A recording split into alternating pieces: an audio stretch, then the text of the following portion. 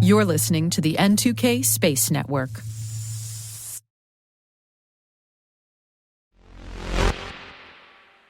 We choose to go to the moon. We choose to go to the moon. Today is International Moon Day, and in the U.S., it's also Space Exploration Day, a commemoration created by President Reagan to mark the first crewed landing on the moon. Now, it's been 54 years since Apollo 11 landed on the moon, and although we haven't returned humans to the moon since 1972, it remains the goal of most spacefaring nations to get there again. It's exciting to be living in a second space race, isn't it? T-minus 20 seconds to LOS speed rest. Go for deploy. Roger roll, Lieutenant. Today is July 20th, 2023. I'm Maria Varmazis, and this is T-minus.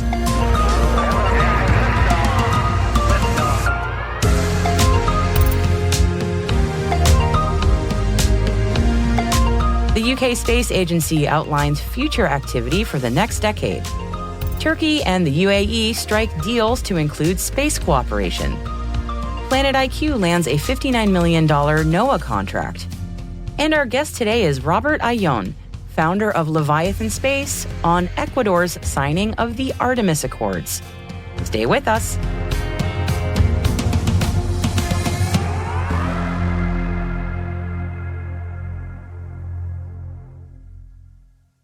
And now let's take a look at today's Intel briefing.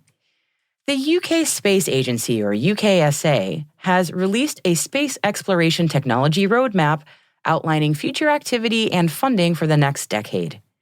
The objective of the 51-page document is to identify areas of existing strength and underdeveloped technologies to be used in future space exploration missions.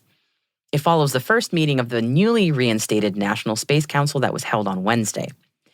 Now, the meeting saw ministers discuss space policy, including ambitions to become Europe's leading provider of small commercial launch by 2030. The new National Space Strategy in Action was also announced during the meeting, and it outlines the UK space sector's progress since the launch of the National Space Strategy in 2021. All this as the United Kingdom plans to establish more regional space clusters and a review of space regulations to boost effectiveness and innovation. UKSA says that this roadmap will act like a brochure for the future, helping to catalyze investment and provide the international space industry with a guide to UK capabilities and ambitions. It also outlines UK's plans for lunar exploration because, well, isn't that the theme for today? And specifically, it talks about the UK's plan for the Gateway, which they hope will be the base for lunar surface activity. The document also includes some robust ambitions for autonomous vehicles and AI, and the UKSA says it has received nearly £1 billion in investment in these areas from supporting agencies. Although this document lays out what the UK hopes to achieve over the next decade, the agency has said that it intends to publish supplementary roadmaps in the coming years. We look forward to seeing what's next. The United Arab Emirates and Turkey have signed several deals estimated to be worth a total of $50.7 billion during a visit by President Tayyip Erdogan to Abu Dhabi. According to state news agency WAM, the agreements included an extradition accord, energy and natural resources development, coordination on defense, and most notably for our show, space. Both nations have made incredible progress with their space programs in the recent years, and it'll be interesting to see who they select to launch their assets to space in the coming years. And while most of us were sleeping, at least in the Western world anyway, there was a flurry of launches in the early hours across the globe. Let's start with China, who launched 4 weather satellites aboard a Kuaizhou 1A carrier rocket from Jiuquan Satellite Launch Center in the northwest of the country. China says that the satellites will be used to provide commercial meteorological data services as part of the Tianmu-1 satellite constellation. And SpaceX set out in January with the ambitious plan to conduct 100 missions by the end of the year, and last night's Falcon 9 rocket launch from Vandenberg Space Force Base marked its 48th launch so far. It was a bit of an anticlimactic launch thanks to the fog on the West Coast, but the rocket successfully transported another 15 Starlink satellites to orbit, despite the cloud coverage. SpaceX has permission to loft 12,000 Starlink satellites and currently has about 4,500 in operation. They have applied for approval to deploy another 30,000 on top of that, though, so we expect the launch cadence to pick up to meet their goals. Earth observation company Planet IQ has been allocated a $59.6 million contract to provide signal-to-noise ratio GNSS radio occultation data to the National Oceanic and Atmospheric Administration, or NOAA. The 5-year contract was awarded under NOAA's IDIQ-2 Operational Delivery Order 2. Planet IQ will provide NOAA with commercial satellite data for weather forecasting and atmospheric research. The company's growing constellation of satellites are capable of profiling the thermodynamic state of the atmosphere with very high vertical resolution, precision, and accuracy in all weather conditions. This also provides them the unique ability to profile the water vapor down to the surface, 80% of which lies within 1 kilometer of the surface, and it fuels severe weather and flooding.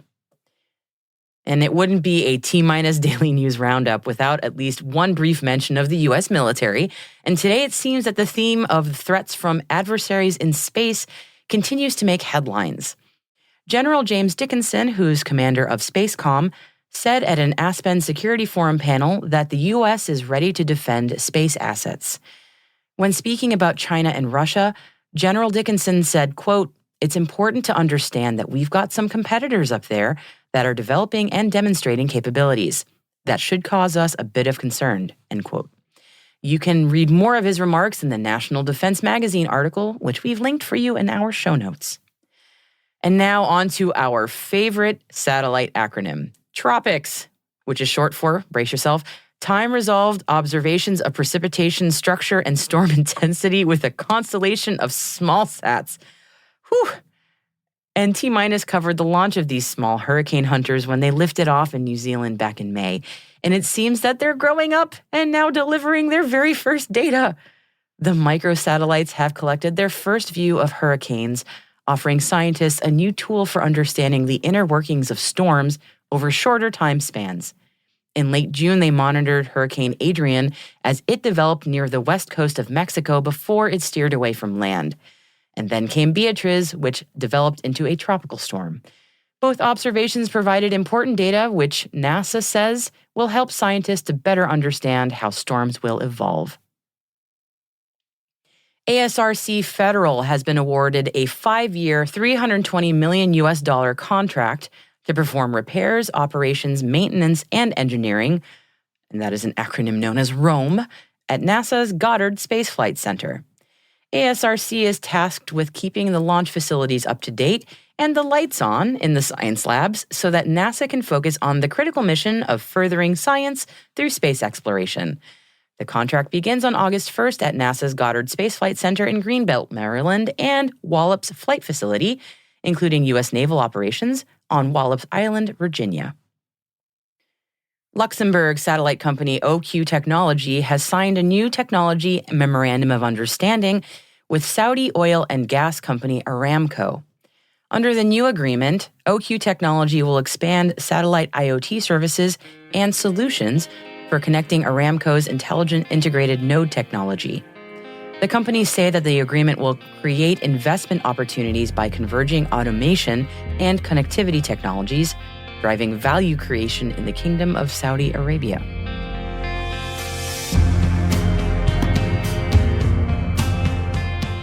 And that concludes our daily Intel Roundup. But as always, we've included further reading in our show notes, and we've even included an op-ed from Breaking Defense on the Pentagon's acquisition process in light of keeping up with adversaries in the new space race.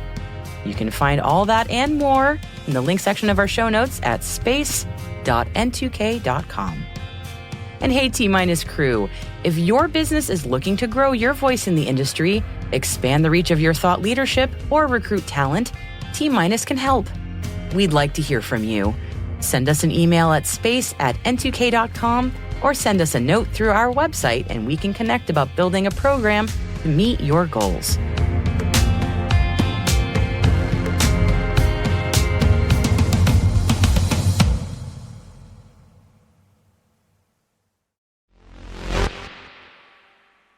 Our guest today is Robert Aillon, founder of Leviathan Space Industries, which is working to develop a spaceport in Ecuador for private commercial use. I was interested in asking Robert about his involvement in Ecuador's signing of the Artemis Accords, so I asked him to walk me through what the process was like to make that happen. We started 5 years ago. My career was focusing in banking. And at the time when I left that, I was trying to see what can we do with technology to help the productivity in Ecuador, to improve its competitiveness, its economic development. And because one of the things that you see in developing nations is they're always developing, but there's no end date about when that's going to happen.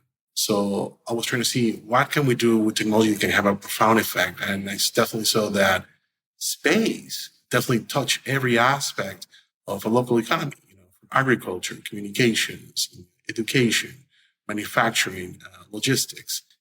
So then I said, okay, let's take advantage of this. Looks like a great moment, because the commercial sector is lifting and the new players are going to be definitely looking for people who can provide great services. So this is an opportunity. Maybe we can fit into this space supply chain.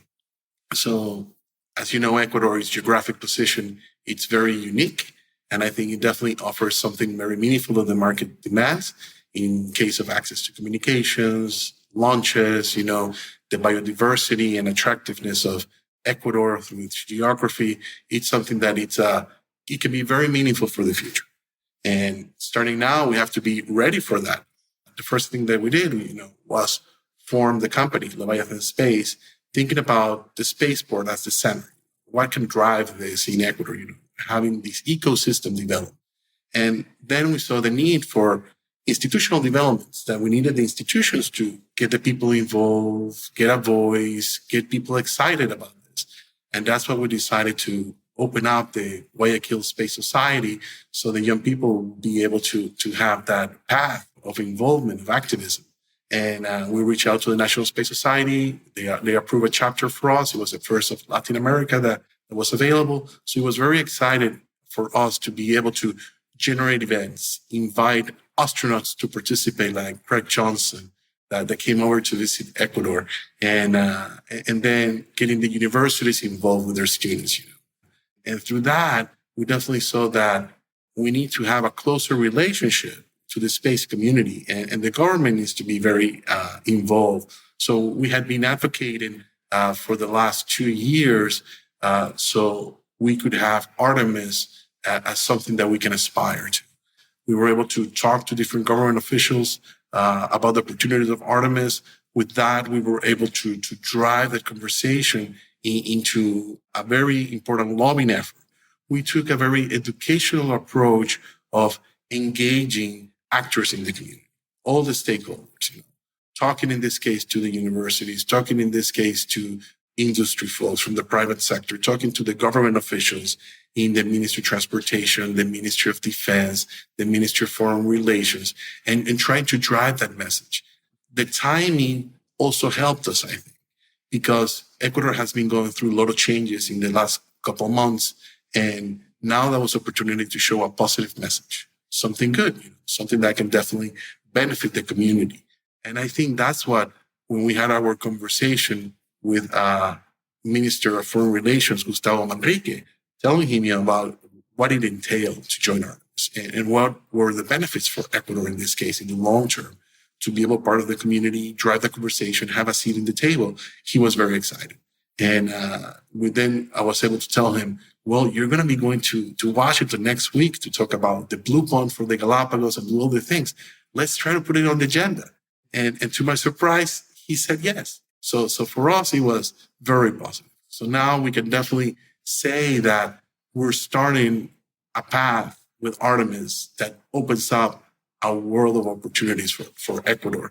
And that's, I think, the most important part that we want everybody to consider, that you can be involved and that you can be a participant and you can lead.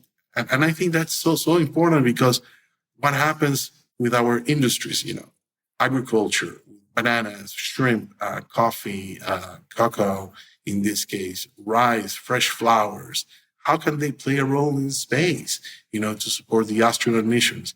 How does the diverse ecosystem in Ecuador can help maybe in astronaut training?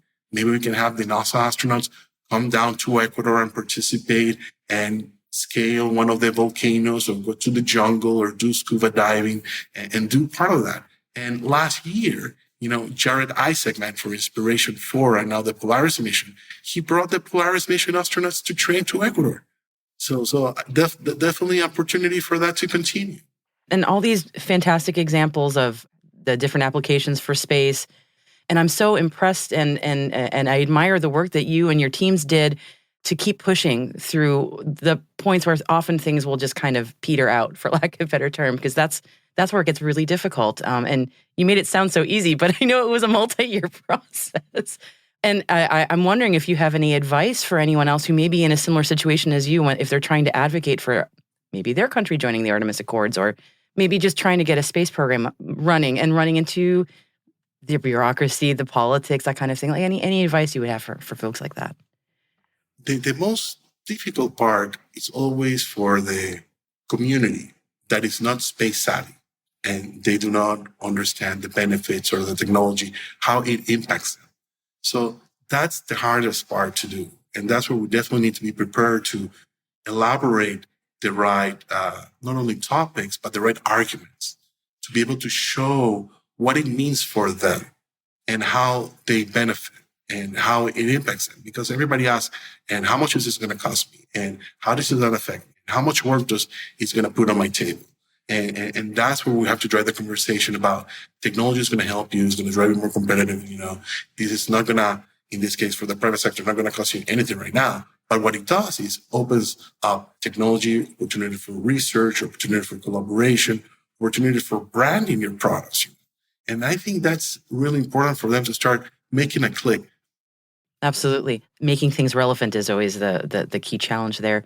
In your view, what's next for Ecuador in terms of space? There's a lot of different interesting programs. I know Leviathan Space, your company is certainly part of that. Can you give us a sense of what's next? So we definitely think that it's important to have everybody ready. But the question is, what does that mean? So we reached out and we formed a great relationship with the Malo Space Science Institute from Arizona State University. And they developed a program for NASA for workforce development. So now they're working with local universities to implement programs. One that is going to be focused on the moon and space, and one that is going to be focused on Earth observation, because that's what Ecuador needs in this case. How do you monitor the forest? How do you monitor the crops? How do you balance the environment with the development of the cities? And that's a lot of data and information that needs to be captured, processed, analyzed, interpreted, and then make the final decisions. So that's a big hole in this new development is, great, we have the technologies, but who's going to use it? And how that's going to drive benefit for the business leaders or government officials. So that's really exciting for us right now that Milo was able to sign an agreement with the American Chamber of Commerce, with the Universidad San Francisco de Quito, with Espol University, Universidad Hemisferios, CEDIA, Universidad Técnica Particular de Loja, and we're going to have a visit from the Space Foundation, because the Space Foundation, they have a very great program for STEAM education for primary and secondary. So what we like to do is develop this pipeline, from all the young students getting excited early on about what space and science can do for them. And that's what we want to show the young people here in Ecuador that, you have to be ready because the world is changing. You're not going to only compete in your local neighborhood, in your local city, in your country. You're competing against billions of people around the world for what is happening right now. And the local companies also need to be aware of these high rapid changes in technology about how they can leverage that to their benefit.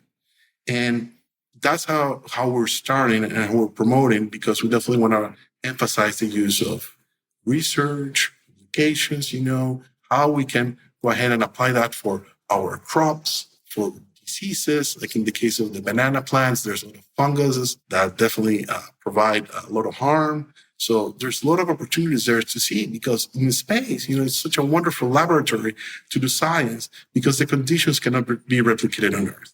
And you can learn so much there. And then the goal of having this spaceport in Ecuador, which is to provide a place for Latin America to have space access. And I think this is really relevant, because this definitely could be the most important project for the region in the next 100 years, because imagine what it would mean for Latin America to have access to space in a meaningful way, commercial, private actors participating, driving this growth, and then thinking what would happen in 100 years if we did not have that, how the local dynamics of the whole region can change. And one of the examples that I started thinking of is what would happen, for example, to our city in Guayaquil. Guayaquil is a big dynamic trading spot where the port system has allowed it to develop through history, connections to trade across the region. And that allowed the banana sector to develop, the shrimp sector to develop, cocoa, and another food export that drives a great part of the export economy. If we wouldn't have a seaport, then we wouldn't be able to develop those industries. And I think the same applies to a spaceport concept, is what that infrastructure will allow the new generation of entrepreneurs to come up with this. But if they do not have the infrastructure, they won't be able to leverage that for their success.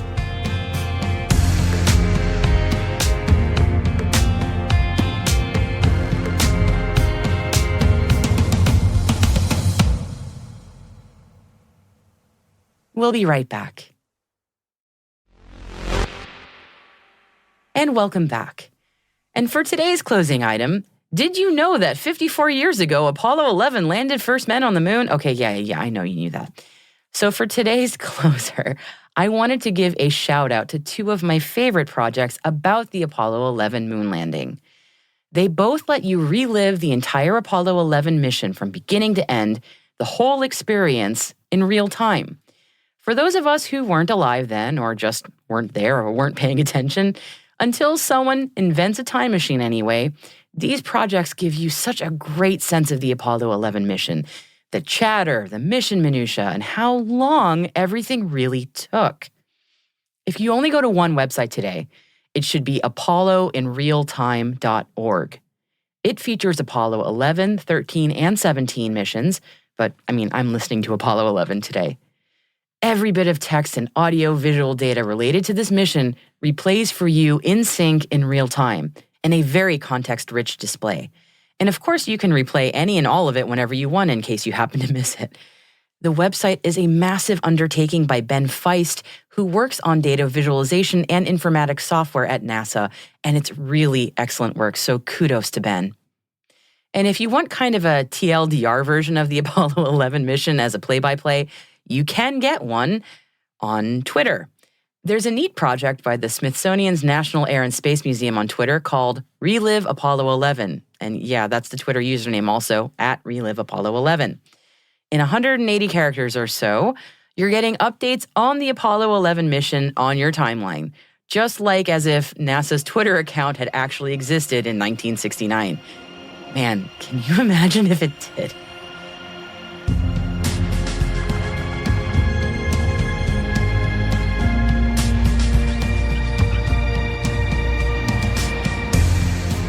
And that's it for T- for July 20th, 2023.